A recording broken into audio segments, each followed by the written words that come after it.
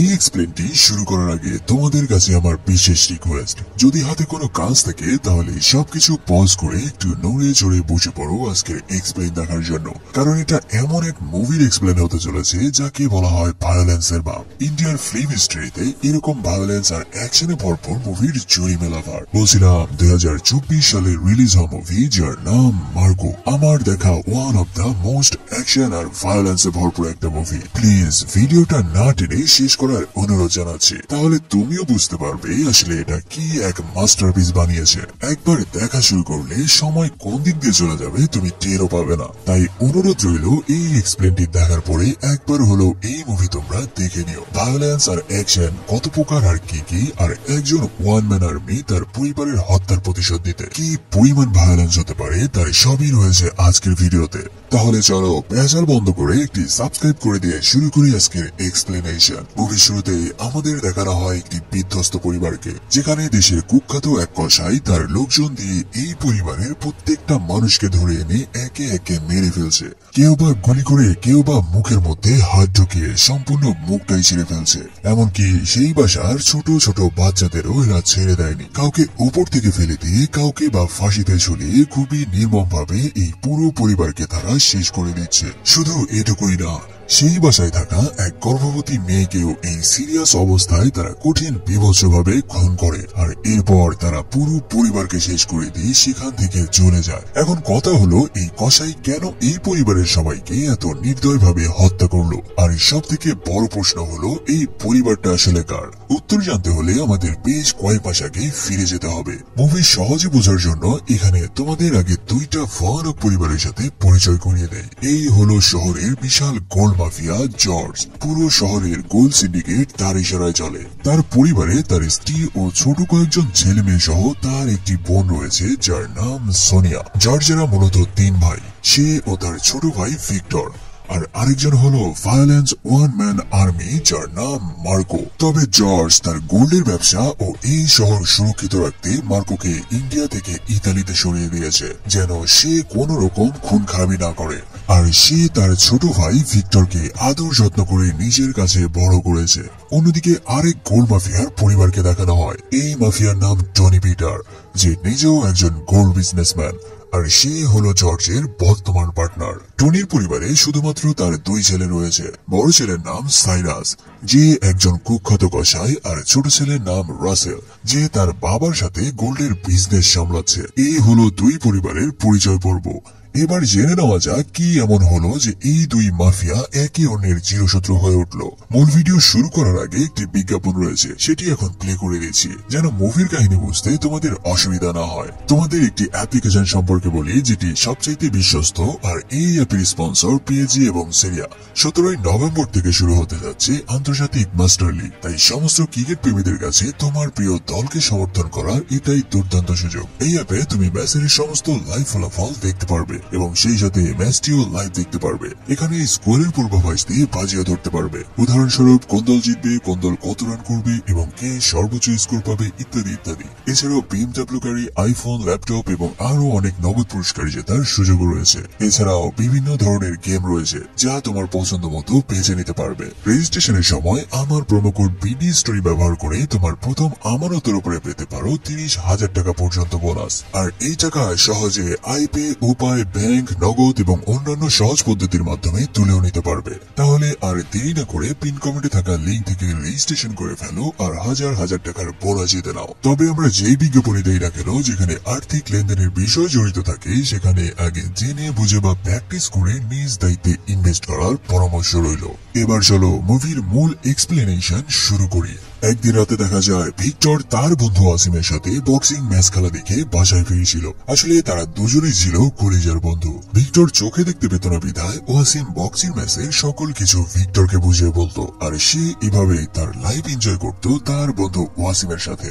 কিন্তু সেই সময়ে সেখানে টনির ছোট ছেলে রাসেল এসে ওয়াসিমকে মেরে ফেলে। তবে ভিক্টর অন্ধ হওয়ার কারণে সে ভিক্টরকে না মেরে ছেড়ে দিয়ে সেখান থেকে চলে যায়, কারণ সে তো অন্ধ, সে আর পুলিশকে কি বা বলবে। কিন্তু পরের দিন ওয়াসিমের জানাজার আগে যখন রাসেল ওয়াসিমের বাসায় যায়, তার পারফিউম শুকে ভিক্টর বুঝে যায় সেই কিলার এখানে এসেছে। তাই সে তার মোবাইল বের করে পুলিশকে কল করতে যায়। আসলে ভিক্টর ছিল কেমিক্যাল ইঞ্জিনিয়ার, যার কারণে সে চোখে কিছু না দেখতে পেলেও যে কোনো স্মেল একবার শুকলে সেটা সে ডিটেক্ট করে ফেলতে পারত। ভিক্টর যখন মোবাইল বের করে বাসা থেকে বেরিয়ে যাচ্ছিল, এদিকে রাসেল ভিক্টরকে দেখে বুঝতে পারে যে ভিক্টর তাকে চিনে ফেলেছে। এদিকে ভিক্টর কল করে তার প্রেমিকা ঈশার কাছে, তাকে জানায় দ্রুত তার সাথে দেখা করার জন্য, কারণ তাকে খুবই গুরুত্বপূর্ণ একটি কথা বলতে চায়। কিন্তু ঠিক ওই সময়ে সেখানে একটি এসইউভি গাড়ি এসে ভিক্টরকে তুলে নিয়ে চলে যায়। সিন শিফট হলে আমরা দেখতে পাই ভিক্টরকে তুলে আনা হয়েছে একটি সিরামিক কারখানার ভেতরে। সেখানে চারিদিকে ডেঞ্জারাস কেমিক্যাল ও অ্যাসিড দেখতে পাই। রাসেল তাকে বলে, তোকে অন্ধ ভেবে সেদিন ছেড়ে দিয়েছিলাম, কিন্তু এখন দেখছি এটাই ছিল আমার বড় ভুল। ভিক্টর বলে, আমি অন্ধ হলে তুই আমার সাথে যা ইচ্ছা তাই করতে পারবি, কিন্তু ভুলেও আমার মৃত্যুর খবর আমার ভাইয়ের কানে যেন না যায়, তাহলে আমার ভাই তোদের ছিঁড়ে ফেলবে। রাসেল জিজ্ঞেস করে, তোর ভাইয়ের নাম কি? ভিক্টর জানায়, আমার ভাইয়ের নাম হলো মার্কো, আর সে একটা টাইফুন। যদি আমার ভাই জানতে পারে তুই আমাকে টর্চার করছিস, তাহলে তোদের অবস্থা কি হবে সেটা স্বয়ং গডও জানে না। ভিক্টরের এসব কথা শুনে রাসেলের মেজাজ খারাপ হয়ে যায়, আর সে এই রাগের মাথায় ভিক্টরকে তুলে নিয়ে ফেলে দেয় হাইড্রোফ্লোরিক অ্যাসিডের বাথটবের মধ্যে। কয়েক মিনিটের মধ্যে ভিক্টর সেই অ্যাসিডের মধ্যে পড়ে তার মাংস গলে হাড় বের হয়ে যেতে শুরু করে। আর রাসেল ভিক্টরের এই করুণ মৃত্যুর ভিডিও করতে বলে, যেন মার্কো এখানে আসলে তাকে সেই ভিডিও দেখাতে পারে। তবে ভিক্টরকে অ্যাসিডের মধ্যে ফেলার সময় রাসেলের হাতেও কিছু অ্যাসিড লেগে তার হাতের কিছু অংশ পুড়ে যায়। এই কাহিনীর পরে আমরা সেই গোল্ড মাফিয়াকে দেখতে পাই, যার নাম টনি পিটার। ভিক্টরকে মেরে ফেলার জন্য সে তার ডান হাত জনকে বলতে থাকে এরকম ভুল যেন আর না হয়, কারণ মার্কো যদি এই খবর জেনে যায় তাহলে তাদের মতো মাফিয়াকে উড়িয়ে দিতে তার মাত্র 5 মিনিট সময় লাগবে। তাই সে তাদের বলে কিভাবে এই হত্যাকে অন্যদিকে চাপানো যায় তার ব্যবস্থা করতে। রাসেল তার বাবার মুখে মার্কোর এমন ভয়ানক নাম শুনে সেও বুঝতে পারে এই মার্কো যেন তেন কোনো মামুলি গ্যাংস্টার নয়। পরের দিন দেখা যায় ভিক্টরের লাশ নদীতে ভেসে কিনারায় আসে, আর সেখানে পুলিশ এসে সেই ডেড বডি রেস্কিউ করে নিয়ে চলে যায়। সেখানে ফরেন্সিক ডাক্তাররা জানায় এই লোককে কোনো ভয়ানক অ্যাসিডের মধ্যে ডুবিয়ে মারা হয়েছে, যার কারণে তার বডির কোনো অস্তিত্ব বেঁচে নাই। পুলিশ স্টেশনে দেখা যায় ইন্সপেক্টর ভিক্টরের কল অ্যানালাইসিস করে তার লাস্ট নাম্বার হিসেবে তার প্রেমিকা ঈশাকে ডেকে আনে। সাব ইন্সপেক্টর জিজ্ঞেস করে, স্যার আমরা কি সেই ডেড বডি এদের দেখাবো? ইন্সপেক্টর জানায়, কোনো দরকার নাই, আগে পরিবারের সাথে ডিএনএ ম্যাচ করাই, তারপর সহি সালামতে আমরা তাদের বডি ফিরিয়ে দেব, কারণ আমরা কোনো রক্তপাত চাই না। অন্যদিকে আমরা ভিক্টরের বাসায় শোকের মাতম দেখতে পাই। সেখানে ভিক্টরের বড় ভাই জর্জ তার লোকদের জানায় তার ছোট ভাইয়ের যত দ্রুত সম্ভব ফিউনারেল করে দিতে, কারণ সে চায় না মার্কো এই খবর জেনে যাক। যদি সে জানতে পারে তাহলে এই শহর আর শহর থাকবে না, সম্পূর্ণ একটা শ্মশান হয়ে যাবে। জর্জ জানায়, আমার ভাইয়ের হত্যাকারীকে খতম করার জন্য আমি একাই যথেষ্ট, এই ছোট কারণে মার্কোর কোনো প্রয়োজন নাই। কিন্তু জর্জের ম্যানেজার জানায়, স্যার এই নিউজ মার্কো এতক্ষণে জেনে গেছে। আসলে কি এই মার্কো? মার্কোর পরিচয় আমরা ফ্ল্যাশব্যাক থেকে জর্জের মুখেই জানতে পারি। বেশ কিছু বছর আগের ঘটনা। একদিন জর্জের এক পার্টনার তার উপর প্রতিশোধ দেওয়ার জন্য তার এক ভাইকে কিডন্যাপ করে নিয়ে যায়, আর তাকে কল করে বলে, পার্টনার তোমার ভাইকে আমি ধরে এনেছি, তাই ভাইকে বাঁচাতে চাইলে 4 কেজি বিস্কুট নিয়ে চলে আসো। না রে ভাই, খাবার বিস্কুট নয়, 4 কেজি গোল্ডের বিস্কুট নিয়ে আসার জন্য বলে। এই কথা শুনে জর্জ মনে করে হয়তো তারা তার ছোট ভাই ভিক্টরকে ধরে নিয়ে গেছে, তাই সে তার সম্পূর্ণ বাড়িতে ভিক্টরকে খুঁজতে থাকে। তবে অবশেষে জর্জ দেখতে পায় তার ছোট ভাই ভিক্টর বাড়ির আঙিনায় বসে রিল্যাক্সে গান শুনছে, মানে সেই কিডন্যাপার ভুল করে মার্কোকে ধরে নিয়ে গেছে। এই কাহিনী বুঝতে পেরে জর্জ তার স্বস্তির নিঃশ্বাস ফেলে, কারণ সেই কিডন্যাপার স্বয়ং তার মৃত্যুকে কিডন্যাপ করে নিয়ে গেছে। এবার দেখা যায় সেই কিডন্যাপার তার আস্তানায় ফিরে এসে দেখতে পায় সেখানে তার সকল লোক মরে পড়ে রয়েছে, আর তাদের কারো বডি থেকে মাথা আলাদা, কারো বা হাতের কবজি ছিন্ন ভিন্ন হয়ে রয়েছে। এই কাহিনী দেখে সেই কিডন্যাপারের তো কলিজায় শুকিয়ে যায়। তবুও এক পা করে সামনে যেতে গাড়ির মধ্যে থেকে বেরিয়ে আসে মার্কো, আর কোনো দেখা দেখি ছাড়াই সবাইকে কেটে কুচি কুচি করা শুরু করে। ভাইরে, এমন ভায়োলেন্স হয়তো বলিউড ইন্ডাস্ট্রিতে এটাই প্রথম। মার্কো একে একে সবাইকে কচু কাটা শুরু করলে সবাই এবার জান নিয়ে পালানো শুরু করে, কিন্তু মার্কোর কাছে কোনো ছাড় নেই। সে এক একজনকে ধরে কারো হাত কারো মাথা নামিয়ে দিতে থাকে, আর এভাবে সবাইকে মেরে সে তার পকেট থেকে একটি সিগারেট বের করে। সিন শিফট হলে আমরা দেখতে পাই মার্কো সত্যি সত্যি তার কলিজার ছোট ভাই ভিক্টরের মার্ডারের খবর জেনে গেছে, তাই সে এবার ইতালি থেকে ইন্ডিয়া ফিরে আসে। মানে সে তার ভাইয়ের হত্যাকারীর সাথে যে কি করতে চলেছে তা সবার ধারণার বাহিরে। গাড়ি থেকে নেমে এসে চার্চে যায় আর তার ভাই ভিক্টরের কফিনে হাত রাখে। সেখানে তার ভাইয়ের সাথে কাটানো স্মৃতিগুলো তার মনে হতে থাকে। আসলে ভিক্টর ছোট থেকে জন্মান্ধ হওয়ায় মার্কো তাকে সব সময় আগলে রাখত। বুঝতেই পারছো ছোট ভাইয়ের প্রতি বড় ভাইয়ের ভালোবাসা কেমন হতে পারে। এরপর সে সরাসরি মাইকের সামনে যেয়ে দাঁড়ায় আর সবাইকে উদ্দেশ্য করে বলে, যে আমার কলিজার আদরের ভাইয়ের সাথে এই কাজ করেছে তাকে আমি এমন ভাবে মারবো যে পোস্টমর্টম করার জন্য তার কোনো অঙ্গ খুঁজে পাওয়া যাবে না। সেই চার্চে মার্কোর বড় ভাই জর্জ আর আসল হত্যাকারী টনি ও তার ছেলে রাসেল উপস্থিত ছিল। মার্কোর এই ভয়ানক প্রতিশোধের রাগ দেখে তারা ভেতর থেকে ঘামা শুরু করে, কারণ যদি মার্কো জানতে পারে তার ভাইয়ের হত্যাকারী তারাই, তবে তাদের ভয়ানক মৃত্যু নিশ্চিত। তাদের পবিত্র উপাসনালয় চার্চে এমন ভাবে হুমকিমূলক কথাবার্তা বলার কারণে মার্কোর বড় ভাই জর্জ তাকে বকাঝকা করতে থাকে। কিন্তু মার্কো জানায়, এটা চার্চ হোক বা মন্দির হোক, যে আমার ভাইকে মেরেছে আমি তার এমন অবস্থা করব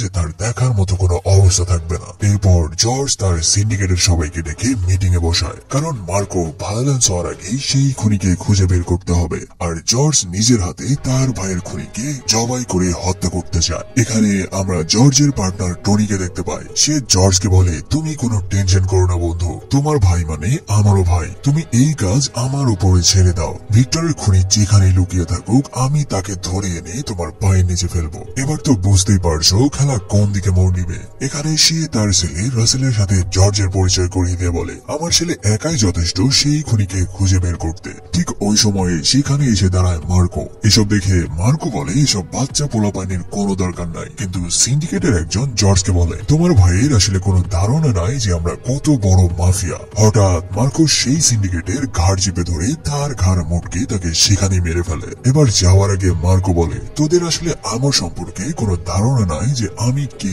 জিনিস। এটা বলে মার্কো সেখান থেকে চলে যায়। অন্যদিকে পুলিশ ওয়াসিমের কেস রেখে আগে ভিক্টরের খুনিকে খোঁজা শুরু করে, কারণ মার্কো একটা জ্বলন্ত আগ্নেয়গিরি, সে যে কোনো সময় ব্লাস্ট হবে। কিন্তু তারা কোনোভাবেই কোনো ক্লু খুঁজে পাচ্ছিল না। এদিকে শহরে এবার শুরু হয় একের পর এক গ্যাং কিলিং, আর পুলিশ সেই লাশগুলো খুঁজতে খুঁজতে হয়রান হয়ে যেতে থাকে। আসলে এই খুনগুলো করছিল স্বয়ং গোল্ড মাফিয়া জর্জ। আসলে এখানে ছিল আরো এক নিখুঁত প্ল্যান। টনি এবার জর্জকে তার নিজের শত্রুদের পেছনে লাগিয়ে দিয়েছিল, আর তাকে বলে, এরাই হয়তো তোমার ভাইকে মেরেছে। আর ভাইয়ের প্রতিশোধ দিতে জর্জ নিজের হাতে টনির সকল শত্রুদের সাফ করতে থাকে। মানে টনি নিখুঁত এক প্ল্যানে জর্জকে ফাঁসিয়ে দিয়ে তার হাতে নিজের কাজ করে নিচ্ছিল। কিন্তু এবার সে জানায়, জর্জকে আমরা যেভাবে ব্যবহার করেছি সেভাবে মার্কোকে ব্যবহার করতে পারবো না, তাই আপাতত মার্কোর সাথে হাত মিলিয়ে তার গোলামের অভিনয় করতে হবে, আর সুযোগ বুঝে মার্কোকেও মেরে দিতে হবে। বাপের প্ল্যান মতো রাসেল সেটাই করে। সে মার্কোর কাছে যায় তার পিএ মানে পার্সোনাল অ্যাসিস্ট্যান্ট হিসেবে এই হত্যাকারীকে খুঁজে বের করার প্রতিশ্রুতি দেয়। মার্কো রাসেলকে তার পিএ হিসেবে রাখলেও সে সোজা চলে যায় ওই ইন্সপেক্টরের কাছে। যখন ইন্সপেক্টর জানতে পারে তার সামনে বসে রয়েছে স্বয়ং মার্কো, এবার তার হুঁশ উড়ে যায়। ফলাফল সেই ইন্সপেক্টর তাকে জানায়, তোমার ভাইয়ের হত্যা তার বন্ধু ওয়াসিমের হত্যার সাথে কানেক্টেড, কারণ ওয়াসিমের দাফনের দিনই তোমার ভাই ভিক্টর আমাদের থানায় বেশ কয়েকবার কল করেছিল, কিন্তু সে কিছু বলতে পারেনি। আর তোমার ভাইকে হাইড্রোফ্লোরিক অ্যাসিডের মধ্যে ডুবিয়ে মারা হয়েছিল। এসব শুনে মার্কো জিজ্ঞেস করে, এই হাইড্রোফ্লোরিক অ্যাসিডের গোডাউন আমি কোথায় পাবো? এদিকে টনি ও রাসেল আছে ওয়াসিমের ভাইয়ের কাছে। আসলে এই ওয়াসিমের ভাই নিজের ব্যবসার ভাগের টাকার জন্য তার নিজের ভাই ওয়াসিমকে সেদিন রাসেলকে দিয়ে মার্ডার করিয়েছিল। সেখানে রাসেল বলে, মার্কো তোর কাছে আসবি তোর ভাইয়ের খুনিকে খুঁজতে, আর তুই সবকিছুই অস্বীকার করবি, তা না হলে তোকে আমি শেষ করে দেব। পরের দিন সত্যি মার্কো আসে ওয়াসিমের বড় ভাইয়ের কাছে। মার্কো জিজ্ঞেস করে, বল তোর ভাইকে কে মেরেছে? কিন্তু ওয়াসিমের ভাই এবার রাসেলের দিকে তাকালে রাসেল তাকে ইশারা করে কিছুই না বলতে। তাই ওয়াসিমের বড় ভাই ঠিক সেই কথাগুলোই তাকে বলে যেগুলো গতকাল রাসেল তাকে বলতে বলেছিল। এখানে কোনো উত্তর না পেয়ে মার্কো বোঝা যায় সে মিথ্যে কিছু বলেছে। এবার মার্কো দেখা করে এক সিন্ডিকেট মেম্বারের সাথে। সেও কিছু বলতে না চাইলে সে তার সিগারেটের আগুন সেই লোকের মাথায় চেপে ধরলে সেই লোক তাকে একটি ঠিকানা দেয়, যেখানে গেলে মার্কো সবকিছুই জানতে পারবে। মার্কো এবার তার দল বল নিয়ে সেই ঠিকানায় যায়। সেখানে সবাই মার্কোর এই অ্যাটিটিউড দেখে থ হয়ে তাকে দেখতে থাকে।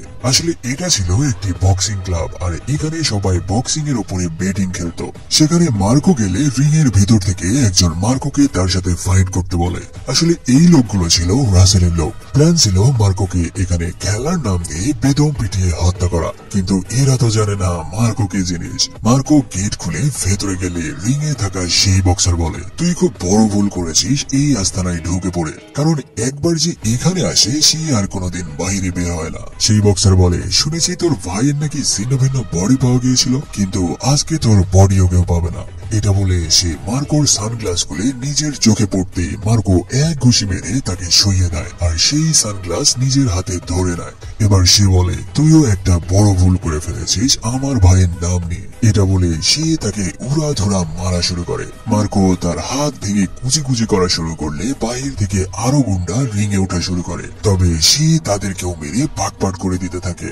আর ফাইনালি সেই বক্সারের ভাঙা হাতের কবজির ওপরে পা রেখে জিজ্ঞেস করে, বল আমার ভাইকে কারা মেরেছে। কিন্তু সাইড থেকে রাসেল সেই বক্সারকে চোখ দিয়ে ভয় দেখাতে থাকে। ফলে সেই বক্সার জানায়, আমি তাদের দেখেছি কিন্তু তাদের চিনি না। এদিকে দেখা যায় বাসায় ফিরে রাসেল তার বাপকে বলতে থাকে সে মার্কোকে মেরে ফেলতে চায়, কারণ মার্কো যেভাবে খুঁজে বেড়াচ্ছে কোন দিন তাদের গলা চেপে ধরবে। কিন্তু টনি জানায় এখনই নয়, আগামীকাল জর্জের 110 কেজি সোনার চালান আসবে। আগে সেই সোনাগুলো লুট করতে হবে, তারপর তাদের দুই ভাইকে শেষ করে দেব। কিন্তু আরেক সিন্ডিকেট মেম্বার জিজ্ঞেস করে এটা এতটাও সহজ নয়, কারণ এখন মার্কো রয়েছে। কিন্তু টনি তাকে তার প্ল্যানের সবকিছুই বলে দেয়। প্রথমে তারা সকল সোনা কাস্টমস অফিসারের হাতে ধরিয়ে দিবে, তারপরে 110 কেজি সোনার মধ্যে 30 কেজি সোনা কাস্টমস অফিসারকে ঘুষ দিবে, আর বাকি 90 কেজি সোনা তারা নিজেরাই মেরে দিবে। আর এই কাজের জন্য তাদের কাস্টমস অফিসারের সাথে ডিল করাই রয়েছে। ঠিক প্ল্যান মতো তারা সেই কাজটাই করে, আর জর্জের সকল সোনা লুটে নেয়। এই কাহিনীতে জর্জ তার সিন্ডিকেটের সাথে মিটিং বসে বলতে থাকে, সবাই কান খুলে শুনে রাখ, আমি জানি আমাদের মধ্যে কেউ একজন এই লুটের প্ল্যান করেছে, তাই আমি তাকে 24 ঘন্টায় সময় দিলাম যেন সকল সোনা আমার বাসায় পৌঁছে যায়, নয়তো আমি সেই কাস্টমস অফিসারের উপরে টিকিট কেটে দিব। আর 24 ঘন্টা পর এমনিতেই জেনে যাব আসলে কে এই বিশ্বাসঘাতকতা করেছে। এসব বলে জর্জ রেগে গাড়িতে চলে আসলে তার পেছনে আসে টনির চালা জন। সে এসে জর্জকে বলে, স্যার আমি জানি আপনার গোল্ড কে নিয়েছে। এটা বলে সে জর্জের গাড়িতে উঠে বসে, আর এবার সে বলতে শুরু করে, তোর গোল্ড আমার বস টনি মেরে দিয়েছে, আর সেখানে আমার ভাগ্য রয়েছে। এসব বলার সময়ে জন জর্জের পেটের মধ্যে ছুরি ঢুকিয়ে দিয়ে বারবার স্ট্যাব করতে থাকে। খবর পেয়ে এবার মার্কো হসপিটালে আসে, আর সেখানে তার বড় ভাই জর্জকে আইসিইউতে দেখতে পায়। এক ভাইকে হারিয়ে এখন সে অন্য ভাইকেও হারাতে বসেছে চোখের সামনে। সেখানে আমরা টনিকে দেখতে পাই, আর সে কঠিন এক অভিনয় করে মার্কোকে বলে, যারা এই কাজ করেছে আমি তাদের কেটে ফেলবো। সে শুধু আমার পার্টনার নয়, বরং আমার বড় ভাইয়ের মতো। এসব বলে টনি সেখান থেকে চলে যায়। গাড়িতে এসে টনি তার চালা জনকে মারতে থাকে। টনি জানায়, শালা কিভাবে মেরেছিস, এখনো সে বেঁচে রয়েছে। ডাক্তার বলেছে 2-3 দিন পরে তার জ্ঞান ফিরে আসবে। এখন তোকে আমি কিভাবে বাঁচাবো, তাই তাড়াতাড়ি এই শহর থেকে আন্ডারগ্রাউন্ড হয়ে যা। যতদিন আমি না ডাকবো তোর এই মুখ আমাকে দেখাবি না। অন্যদিকে দেখা যায় সেই ইন্সপেক্টরের সাথে দেখা করতে আসে একজন ইন্ডিয়ান ইউটিউবার। সে জানায়, স্যার ওয়াসিমের হত্যাকারীকে সেটা আমি জানি। সেই ইউটিউবার একটি প্রিন্ট ড্রাইভ ইন্সপেক্টরকে দিয়ে জানায়, সেদিন আমিও সেখানে গিয়েছিলাম একটি কাজে, আর আমি আমার গাড়ি পার করে সেখানেই রেখেছিলাম। কিন্তু আমি যখন 2 দিন পরে আমার গাড়ি নিয়ে ফিরে আসি, তখন আমার গাড়িতে লাগানো ক্যামেরায় সবকিছুই রেকর্ড হয়ে যায়। আসলে ওয়াসিমের হত্যার পুরো ভিডিও রেকর্ডটি সে ওই ইন্সপেক্টরের হাতে তুলে দেয়। ইন্সপেক্টর সেই ভিডিও ফাইল নিয়ে যায় তার অফিসারের কাছে। এবার ইন্সপেক্টর সবকিছুই তার অফিসারকে জানায়। অফিসার জিজ্ঞেস করে, এই ভিডিও যেই করেছে সেই ইউটিউবারের ডিটেলস কি। সেই ইন্সপেক্টর জানায়, তার সকল ডিটেলস আপনি এই ফাইলের মধ্যে পেয়ে যাবেন। ইন্সপেক্টর চলে গেলেই দেখা যায় সেই অফিসার ওই ভিডিও ফাইল তার ডাস্টবিনে ফেলে দেয়। মানে এই অফিসার ছিল টনির পালা টাকার কুকুর। সেই রাতে ইন্সপেক্টর যখন তার বাসায় কেস রেডি করছিল, তার পেছনে এসে দাঁড়ায় টনির ছোট ছেলে রাসেল, আর তাকে সেখানেই মেরে ফেলে। এরপর রাসেল যায় সেই ইউটিউবারের কাছে, তাকে জিজ্ঞেস করে, তোর ইউটিউবার হওয়ার খুব ইচ্ছা তাই না, চল তোকে আগে ইউটিউবের পলিসি বোঝায়। পরে সিনেই দেখা যায় রাসেল সেই ইউটিউবারকেও মেরে ফেলেছে। টনি এত নিখুঁত খেললেও সেই ইন্সপেক্টর ছিল তার থেকেও বড় খিলাড়ি। সেই ইন্সপেক্টর আগেই বুঝে গিয়েছিল তার জীবনের ঝুঁকি রয়েছে, তাই সে ওই ভিডিওর একটি কপি জর্জের লোকের কাছে দিয়ে বলেছিল, যদি আমি কখনো মার্ডার হয়ে যাই তাহলে এই ফাইল যেন সে জর্জ বা মার্কোর হাতে তুলে দেয়। হসপিটালে দেখা যায় জর্জের জ্ঞান ফিরে এসেছে আর তার লোক সেই ভিডিও এনে তার হাতে দিয়েছে। এবার জর্জ সেই ভিডিও দেখে বুঝতে পারে কারা তার নিষ্পাপ ভাইকে মেরে ফেলেছিল। জর্জ কল করে মার্কোর কাছে আর তাকে বলে, ওয়াসিমকে যারা মেরেছিল তারাই আমার ভাইকে মেরেছে, আর তার হাতে অ্যাসিডে পুড়ে যাওয়ার একটি দাগও রয়েছে, আর সেই লোক আর কেউই না বরং টনির ছোট ছেলে রাসেল। মজার ব্যাপার হচ্ছে মার্কো এই কথাগুলো রাসেলের সাথে বসে একই গাড়িতে লাউড স্পিকার দিয়ে শুনছিল।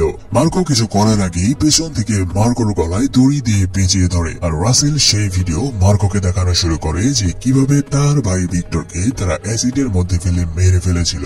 এবার মার্কোকে নামিয়ে তার জন্য একটি কবর খোঁড়া শুরু করে, আর রাসেল একটি চাকু এনে মার্কের ঘাড়ের মধ্যে ঢুকিয়ে দেয়। এরপর চেইনসো নিয়ে আসে মার্কোর গলার কাছে, কিন্তু তারা তো জানে না মার্কো কি এক ভয়ানক জিনিস। তার চোখে কোনো ভয় না দেখে রাসেল জিজ্ঞেস করে, আসলে তুই কিসে ভয় পাস রে? তার সাথে থাকা তার ভাইয়ের ম্যানেজারকে ধরে আনে আর চেইনসো দিয়ে তার এক হাত নামিয়ে দেয়। এবার রাসেল তার চেলাদের অর্ডার দেয় মার্কোর নাম চিরতরে মুছে ফেলার জন্য। একজন যে মার্কোর গলায় ছুরি চালাতে চায়, মার্কো তার হাত কামড়ে দিয়ে সেই ছুরি নিজের মুখে ধরে নিয়ে ওই লোকের গলার মধ্যে ঢুকিয়ে দেয়। আরো একজন তাকে মারতে আসলে সে তার কান ছিঁড়ে নেয়। এরপর গলার মধ্যে থেকে সেই চাকু বের করে নিয়ে ওই চাকু দিয়ে সবাইকে কেটে ফেলা শুরু করে। এই হাত বাঁধা অবস্থায় সে মাত্র মুখে চাকু নিয়ে সবাইকে মেরে পাট পাট করে দিতে থাকে। এখানে যে ফাইটিং সিন ছিল তার কোনো এক্সপ্লেন সম্ভব নয়। সেখানে আরো গ্যাং ব্যাং কুড়াল নিয়ে মার্কোকে মারতে যায়, তবে মার্কো তার হাত বাঁধা অবস্থায় তাদের হাতের মধ্যে হাত ঢুকিয়ে দিয়ে উল্টো করে তাদের হাত ভেঙে হাড় বের করে দেয়। এরপর সেই চাকু তার মুখের মধ্যে বসিয়ে দিয়ে তার হাতের বাঁধন কেটে নেয়। সে তার হাত খুলে নিয়ে গ্যাংয়ের আনা সকল কুড়াল দিয়ে তাদের কেটে কুপিয়ে কুচি কুচি করে ফেলা শুরু করে। এভাবে সে ওইখানের সবাইকে মেরে রাসেলকে ধরে, কিন্তু রাসেল জানায়, আমাকে মেরে ফেললে তুই আর কোনোদিন ভাতিজার মুখ দেখতে পারবি না। আসলে ভিক্টরের গার্লফ্রেন্ড ঈশা ছিল প্রেগনেন্ট, আর তার গর্ভে রয়েছে মার্কোর ভাই ভিক্টরের বাচ্চা। তাই রাসেল বলে, আমাকে ছেড়ে দে আর নিজের অন্ধ ভাইয়ের বাচ্চাকে বাঁচিয়ে নে। সেখানে ভিডিও কলে দেখা যায় টনি এসে ভিক্টরের প্রেগনেন্ট গার্লফ্রেন্ডকে ধরে নিয়েছে, আর মার্কোকে জানায়, আমার ভাইকে ছেড়ে দে আর নিজের ভাইয়ের বাচ্চাকে নিয়ে যা। ফলে মার্কো আর রাসেলকে না মেরে ছেড়ে দেয়, আর তাকে ছেড়ে দিয়ে সে খুঁজে বের করে টনির সেই চেলা জনকে, যে তার ভাই জর্জকে চাকু মেরেছিল। তাকে ধরে বেদমকে নিয়ে একটি কন্টেনারের মধ্যে বেঁধে জিজ্ঞেস করে, বল তোর বস টনিকে কোথায় পাবো? জন কিছু না বলার কারণে সে কন্টেনারের মধ্যে নাইট্রোজেন গ্যাস অন করে দেয়, আর তাকে একটি মোবাইল দিয়ে বলে, 30 মিনিট সময় দিলাম, এর মধ্যে আমাকে তোর বসের লোকেশন জানাবি, নয়তো তোকে এই কন্টেনারের মধ্যে মরতে হবে। গ্যাস ছড়িয়ে পড়া শুরু করলে জন মার্কোকে কল করে তার বস টনির লোকেশন বলে দেয়, কিন্তু ততক্ষণে অনেক দেরি হয়ে গেছে। সাথে সাথে বিশাল এক বিস্ফোরণে কন্টেনার উড়ে যায়, সেই সাথে জনের বডি ছিন্ন ভিন্ন হয়ে যায়। লোকেশন পেয়ে মার্কো সেদিকে গাড়ি ঘুরিয়ে যাওয়া শুরু করে। আস্তানায় পৌঁছে সেখানে ভেতরে যেতে চাইলে এখানে দুজন এসে তাকে থামিয়ে দেয়। এরপর একজন তার দাঁতের ময়লা তুলে মার্কোর ব্লেজারে মুছে দিয়ে তাকে বলে, এখান থেকে ভেগে যা, তোর অন্ধ ভাইকে তো অ্যাসিডে পুড়িয়ে মেরেছি, তোকে এবার জ্বলন্ত জ্বালিয়ে দেবো। ঘুরে উঠে মার্কো এক লাথি মেরে তার সেই দাঁত ফেলে দেয়, আর অন্যজনকে মেরে তার জামা ছিঁড়ে নিয়ে তার ব্লেজারের ময়লা তুলে নেয়। এখানে একে একে শত শত গুন্ডা আসা শুরু করে, আর মার্কো তাদের একে একে কুপিয়ে পিটিয়ে মারা শুরু করে। এভাবে সবাইকে মেরে মার্কো ছাদের উপরে উঠে আসে, কিন্তু সেখানে ঈশা ছিল না, বরং সেখানে ছিল অন্য মেয়ে। এদিকে নিচে টনি আসার সময় দেখতে পায় তার সকল গার্ড খুব খারাপ ভাবে জখম অবস্থায় পড়ে রয়েছে। ছাদে এসে টনি মার্কোকে বলে, তোর তো অনেক হিম্মত রে ছোড়া, একাই আমার 200 মানুষকে শুইয়ে দিয়েছিস, তবে তোর অন্ধ ভাইয়ের বাচ্চাকে মারার আগে আমি একবার তোর ভাইয়ের বউয়ের সাথে আনন্দ করতে চাই, আর তারপর খুব যত্ন সহকারে তাকে মেরে ফেলতে চাই, কিন্তু তুই এখান থেকে কিভাবে বাঁচবি? তবে তোকে একটা সুযোগ দিলাম, যদি তুই নিজেকে বাঁচাতে চাস তবে তোর ভাই জর্জের সকল গোল্ড আমাকে দিয়ে দে। তাই মার্কো তার সকল গোল্ড নিয়ে টনির ছেলে রাসেলের সাথে দেখা করতে যায়, আর সেই গোল্ডের ব্রিফকেস তাদের দিয়ে দেয়। রাসেল বলে, কিরে এতদিন তো শুনেছিলাম তুই নাকি ভায়োলেন্সের বাপ, আজকে নিজেকে বাঁচাতে এত ভয়, যার কারণে নিজের ভাইয়ের গোল্ড চুরি করে এনেছিস আমাকে দেওয়ার জন্য। কিন্তু রাসেল যখন সেই ব্রিফকেস খুলে সে দেখতে পায় সেই ব্রিফকেসের মধ্যে ছিল তার বাপ টনির কাটা হাত। আসলে তখন মার্কোকে ধমকানোর সময় টনি তার এই হাতটি খুব ব্যবহার করছিল, যার কারণে সে তার হাতটাই কেটে নিয়ে এসেছে। ভাইরে কি মারা মারাত্মক লেভেলের অ্যাটিটিউড। মার্কো বলতে থাকে, তোর বাপের হাত কেটেছে 20 মিনিট হলো, তাই এখনো সময় আছে, এই হাতটা নিয়ে যা আর তোর বাপের হাতে লাগিয়ে নে, নয়তো তোর বাপ তো পুঙ্গু হয়ে যাবে আর সবাই তোকে ল্যাংড়ার ছেলে বলবে। তাই চুপচাপ ঈশাকে ছেড়ে দে আর তোর বাপের লোকেশন জেনে নে। বাপকে বাঁচাতে রাসেল ঈশাকে ছেড়ে দেয় আর তার বাপের লোকেশন জেনে নে দ্রুত সেদিকে যেতে শুরু করে। রাসেল সেখানে যে দেখতে পায় এক মারাত্মক ফাঁদের মধ্যে মার্কো তার বাপ টনিকে বেঁধে রেখেছে। সেখানে তার কাটা হাত থেকে তখনও ব্লিডিং হচ্ছিল, মানে তারা যত লেট করবে টনি ব্লিডিং হয়ে মারা যাবে। তারা দরজায় হাত দিতে গেলেই সেখানে সেট করার রাইফেল থেকে ফায়ার হবে আর সেই সাথে মাথার উপরে রাখা অ্যাসিড এসে পড়বে টনির মাথায়। ফলে তারা জানালা ভেঙে ভেতরে আসে, তবে তারা বুঝতে পারছিল না কিভাবে আগে কোনটা সরাবে। রাসেল আগে খুবই সাবধানে তার মাথার উপরে রাখা অ্যাসিডের জার খুলে নিয়ে সরিয়ে ফেলে। এরপর অতি সাবধানে রাইফেলের ট্রিগার থেকে দড়ি সরিয়ে ফেলে আর তার বাপকে মুক্ত করে ফেলে। তবে বাইরে যাওয়ার সময় তারা যেই মেইন গেট খুলে গেটের চাপা খেয়ে বোমার সুইচ অন হয়ে যায়। সবাই পালিয়ে গেলেও টনি বোমার ব্লাস্টে ছিন্ন ভিন্ন হয়ে সেখানেই মারা যায়। চোখের সামনে বাপের এমন মৃত্যু দেখে রাসেল এবার যায় তার বড় ভাই সাইরাসের কাছে, যে একজন কসাই। আসলে এই সাইরাসও মার্কোর মতো তার পরিবার থেকে দূরে থাকতো।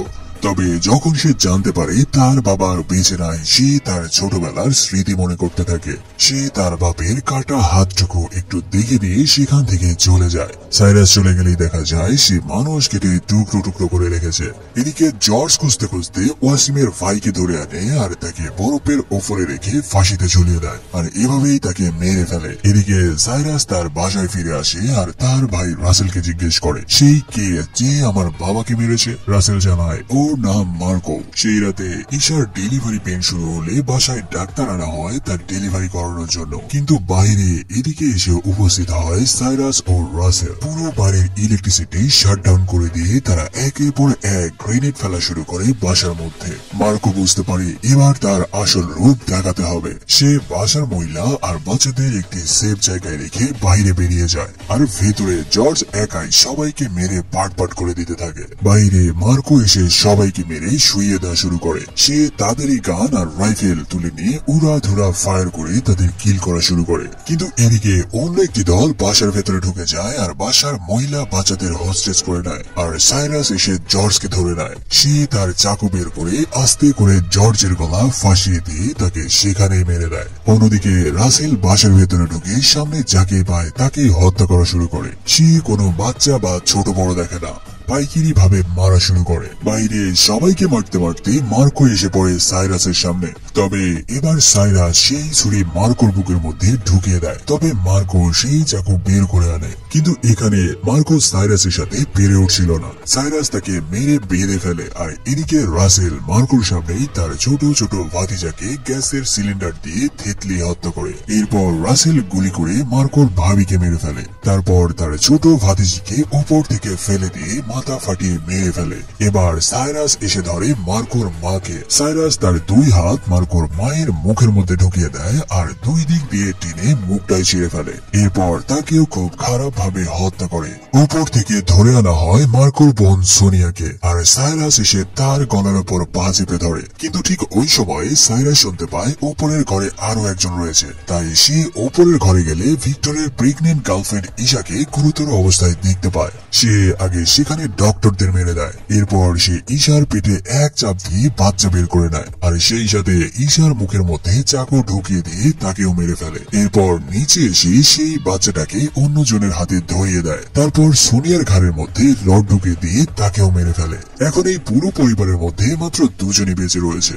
এক হলো মার্কো আর দ্বিতীয় জন হলো সদ্য জন্ম নেওয়া তার ভাতিজা। সোনিয়াকে মেরে সাইরাস এসে মার্কোর সামনে বসে। সে একটি সিগারেট জ্বালিয়ে মার্কোকে বলে, শুনেছিলাম তুই নাকি জ্বলন্ত আগ্নেয়গিরি। তুই যদি জ্বলন্ত আগ্নেয়গিরি হোস তবে আমি হলাম ফুটন্ত লাভা। চাইলে তোকে আমি এখানেই পুঁতে দিতে পারি, কিন্তু আমি তোকে জান ভিক্ষা দিয়ে গেলাম যেন তুই বুঝতে পারিস আপন জন হারানোর কষ্ট কতটা। এসব বলে সাইরাস সেখান থেকে চলে যায়। এবার দেখা যায় মার্কোর সম্পূর্ণ পরিবারকে একদম শেষ করে দিয়েছে সাইরাস, কিন্তু সে তো জানে না তার জন্য কি অপেক্ষা করছে।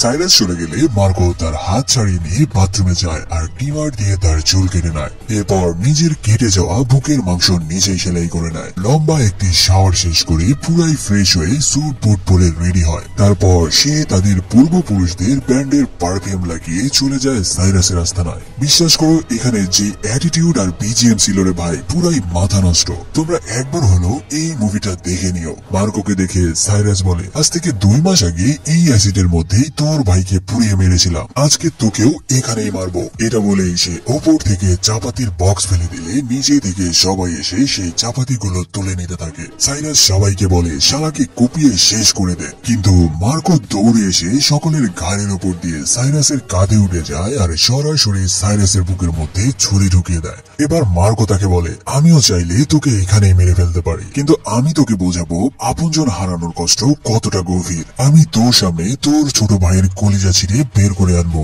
তারপর তোকেও মারবো। ততক্ষণে সেখানে শত শত গুন্ডা চলে আসে। মার্কো সেই চাকু দিয়ে তাদের ভুঁড়ি পেট ফাঁসিয়ে দিতে থাকে। এরপর সে একটি শটগান তুলে নেয় আর শাট ফায়ার করে এক একজনকে উড়িয়ে দেওয়া শুরু করে। কিন্তু ঠিক ওই সময়ে তার সেই ছোট্ট ভাতিজা মানে সদ্য জন্মানো ভিক্টরের ছেলের কান্নার আওয়াজ তার কানে আসে। এই সুযোগে সবাই চারিদিক থেকে তাকে ঘিরে ধরলে এবার সে সবাইকে তুলে আশ্রানো শুরু করে। এবার পাশে থেকে সে হেভি মেশিন গান তুলে নেয় আর শুরু করে মোহু ফায়ারিং। মাত্র কয়েক সেকেন্ডে সেখানে থাকা 400-500 জনকে শুইয়ে দেয় সেই মেশিন গান দিয়ে। মার্কোর এই ভয়ানক রূপ দেখে নিচে থেকে সাইরাস একদম থ হয়ে দাঁড়িয়ে থাকে। সবাইকে খতম করে মার্কো তেড়ে আসে সাইরাসের দিকে, কিন্তু তাকে বিশাল হ্যামার দিয়ে বাড়ি মেরে বসে রাসেল। এবার আর যাবি কোথায়? মার্কো সাইরাসকে রেখে এবার রাসেলকে ধরে আর তাকে ধরে তুলোধনা শুরু করে। সে রাসেলকে ধরে তার 2 আঙ্গুল ধরে টান মারে আর হাত 2 দিকে ছিঁড়ে যায়। এরপর সে একটি চাপাতি তুলে নিয়ে রাসেলের বুকের মধ্যে ঢুকিয়ে দেয়। চাপাতি বের করে সে